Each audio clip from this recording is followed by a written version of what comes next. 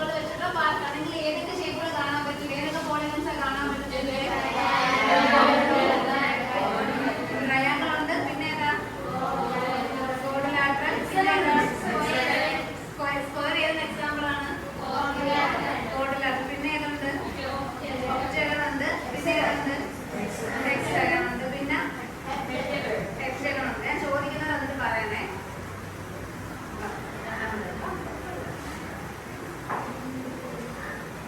Pentagon, next ഏതാ? Pentagon കാണിച്ചത്.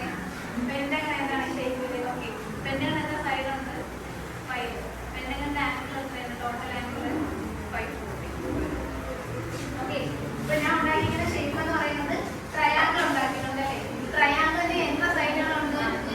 Triangle എത്ര സൈഡുണ്ട്? 3 സൈഡ്. നമുക്ക് 1, 2, 3 സൈഡുള്ള ഏറ്റവും ചെറിയ പോളിഗണാണ് എന്ന് പറയുന്നത് ട്രയാങ്കിൾ. ഏറ്റവും ചെറിയ പോളിഗണാണ് ട്രയാങ്കിൾ. എത്ര സൈഡുണ്ട്?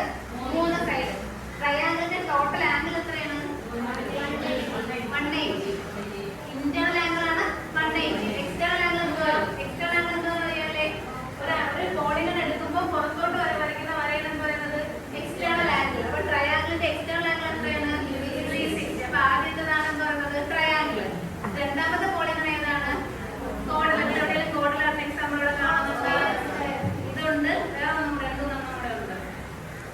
ഇത് നോക്കൂ,